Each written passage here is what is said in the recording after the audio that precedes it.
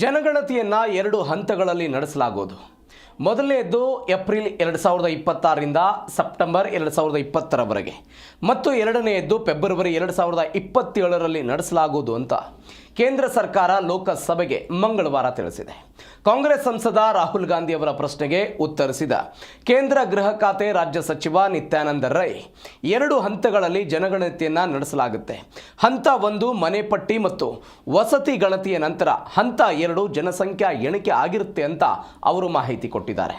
ಏಪ್ರಿಲ್ನಿಂದ September 2026ರವರೆಗಿನ ಮೊದಲ ಹಂತವನ್ನು ರಾಜ್ಯ ಅಥವಾ ಕೇಂದ್ರಾಡಳಿತ ಪ್ರದೇಶಗಳ ಸರ್ಕಾರಗಳ ಅನುಕೂಲಕ್ಕೆ ಅನುಗುಣವಾಗಿ 30 ದಿನಗಳ ಅವಧಿಯಲ್ಲಿ ನಡೆಸಲಾಗುವುದು.